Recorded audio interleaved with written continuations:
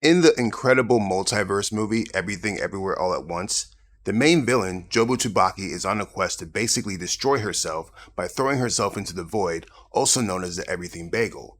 The thing is she really the villain? Now, if you haven't seen Everything Everywhere All at Once yet, you might want to skip out of this video because we're going to dive deep into spoilers and talk about the mythos, philosophies, and what really was the void. The main theme behind this movie is optimistic nihilism, the concept that even though nothing matters, it's okay as long as you have something to love and you enjoy your time here on this earth. Jobu Tubaki is basically the main antagonist to this theory, basically understanding that since she exists everywhere, she had basically experienced every emotion and everything that she's already could experience in this realm, and she wants to escape. Therefore, she put everything onto a bagel and turned it into a void, a singularity point where basically everything becomes everything at once. The main concept of the movie. However, what does it really mean to be on the other side of the singularity?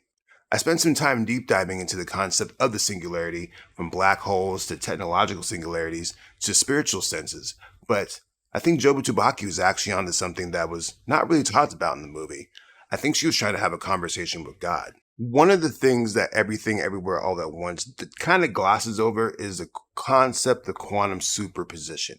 Now, honestly, I'm not a physicist. I'm just basically an artist slash philosopher from time to time. So we're not going to dive deep into this concept. But the basis of it is that if something is observed, it exists. And this is something that really is the main crux of Jobu Tubaki's journey. Even though she exists everywhere mentally, she can never exist everywhere physically. Her mind is scattered across all over different multiverses, different realms, different dimensions, but her body can only be in one place at one time. No matter how hard she tries, she can only be superimposed in one basically universe. This is the main problem that the movie doesn't really necessarily address because of the simple fact that maybe on the other side of singularity, her body and her mind can become one. Now, there's a lot of spiritual theories behind this too. The idea that when you go into the singularity, you will see God, meet basically the creator, or if you're a component of the simulation theory, this is basically the guy, developer who created the whole game. We don't know what exists on the other side of a singularity or a black hole, but we do know that something does probably exist. A lot of physicists believe that black holes are dimensional portals or wormholes to different realms. The movie doesn't really necessarily address this because of the fact that the whole idea of the film is to jump around to different universes and times. Therefore, Jobu Tubaki is not necessarily trying to hop to different multiverses, she's basically trying to escape the entire realm itself. This gets to a really metaphysical slash nihilistic discussion about what does it mean to be dead? What does it mean to not exist anymore? Do you just become scattered dust around the universe? Do you start over? Many religions and many different spiritualities believe in the concept of reincarnation or samsara, which is basically a wheel of reincarnation where you come back in different forms, basically learning your lesson in each form until you reach a level of enlightenment or nirvana. This is mostly a philosophy by people who believe in reincarnation, Hinduism, and as well as Buddhism. However, this movie doesn't necessarily address those things either. Matter of fact, religion is not discussed in this movie at all whatsoever, and that's probably on purpose because, honestly, religion is a subjective concept, as is this movie trying to explain our existence and what it means to be alive. Jobu Tubaki doesn't necessarily want to die, she just wants to be able to feel something that connects to her mind and spirit, which, is basically the crutch of every single human being on this planet. As you know, we're just specks of dust floating around in the world trying to figure this shit out. But in the grand scheme of things, none of us have the answers. We can do all the math problems and all the science that we can conjure up. At the end of the day, no one really knows what's going on. We're just bags of meat and water and electricity floating on a rock in space going 1,000 miles per hour to God knows where. This movie kind of plays around with that idea a little bit. The fact that we can hop to these different realms and multiverses and be these different type of persons does not change the fact that we're still just a bag of meat trying to figure things out. And Jobu Tubaki, despite the fact that she's able to cross all these different realms and become all these different realities, she realizes that it doesn't really matter at the end because I'm still going to die. I'm still going to become stardust. So why not just get there and create the everything bagel and hop into it? I feel that if she did manage to get inside the everything bagel, she wouldn't have died. Rather, she would have reached a new realm of existence. And this realm of existence is basically the new dimension. I don't know what number it is. It could be the fifth, the seventh, the eighth, the ninth. But on this dimension is a dimension of creation. And that's the one thing about everything, everywhere, all at once that isn't quite discussed is the idea of creating your own destiny. You could even argue that this movie is arguing with the concept of free will versus fate. Jobu Tupaki really had no choice to create this everything bagel as a means to escape. And even though she never even went through the bagel at the end of the movie, she's still destined to live the life that she's destined to live, which does mean at the end dying. So maybe she was right. Maybe the real answer is jumping into the everything bagel, jumping into the singularity and ascending to the next dimension. But it's scary. We don't know what's on the other side of this dimension. It could be, complete destruction of your soul and consciousness, or it could be a new level of enlightenment and growth. But at the same time, when it comes from Jobu Tubaki's perspective, she was treating it as a way and a means to escape. And that's the real lesson behind this movie. You can't escape your fate. It doesn't matter if you're an actress or dressed up as Elvis or using dildos to beat people up.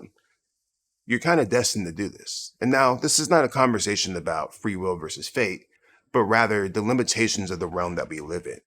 And that's really the beauty behind this movie, because the everything bagel basically represents a new realm, new possibilities, new growth, new understanding, putting everything into something that you don't even know what the outcome may be.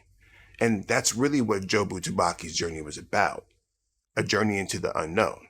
Because when your mind's scattered across every single multiverse and you know everything, what else is there to search for? It's actually a really beautiful way that Daniels put this together, because honestly, it's not something that humans think about when it comes to their existence on this plane. We're often distracted by work or family or money or whatever else is going on, health, you name it. The problem is with all this is that these really are just distractions. The fact of the matter is, they don't really matter in the grand scheme of things. They're just ways for us to grab onto something because, as I said earlier in this video, none of us really know what's going on. We were just plopped onto this planet, given a consciousness, and then told to figure it out by God knows who, God knows what. Now, whether or not you believe in God or you believe in some type of other realm or a higher being or afterlife, these philosophies are basically ingrained into society in the sense that we don't know what's next. And all Jobu Tupaki really wanted to do was find out what next was. The singularity is almost inevitable in the sense that as human beings, as we continue to evolve, whether it's through technology or through spirituality or the second coming of Christ, whatever you believe in, we're destined to become a higher being in a higher state of consciousness. Now, whatever that may look like, who knows? It could just be the afterlife. Maybe, for all we know, maybe this is some type of waiting room before you get to the next level. Maybe Jobu Tupaki had it right.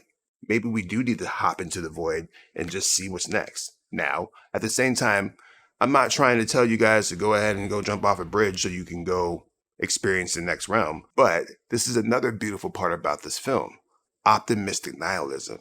At the end of the day, we're all going to die. That's the one true fact and the one guarantee about us being on this planet. You are going to die. But the question is, what are you going to do with your time on this planet? Are you going to use it to grow? Are you going to use it to connect and learn? Maybe find a love or find a passion or find growth? At the end of the day, you're going to die, right? But you might as well make your time on the earth count. And that's the real lesson of this movie. And that's what Jobu Tupaki learned. Because at the end of the day, she is going to die. She's going to die in every single multiverse that exists. Her ending is basically inevitable. So she has to embrace that. That doesn't mean necessarily giving up and diving into an everything void bagel of nothingness, but rather embracing the time that you have until it's all over. But who knows? Let me know what you guys think about this video. I have plenty more thought pieces coming up, and I'm really enjoying doing these videos. So if you are enjoying these videos too, give me a like, follow, subscribe, all that stuff.